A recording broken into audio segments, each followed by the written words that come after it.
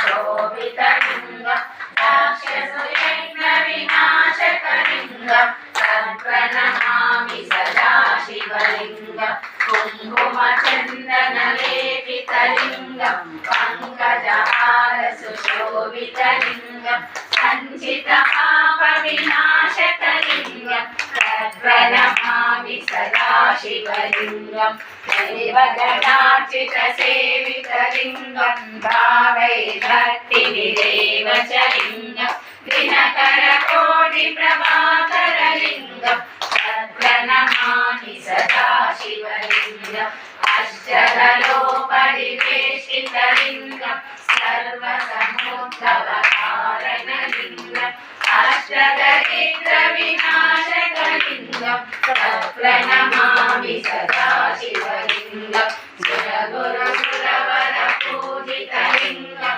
सुरवरपुष्पसदाचितलिङ्गं परमपदं परमात्मकलिङ्गं तत्प्रणमामि सदा शिवलिङ्गं विदाशकमिदं पुण्यं यावते शिवसन्निधौ शिवलोकमवाप्नोति शिवेन सह मोदते।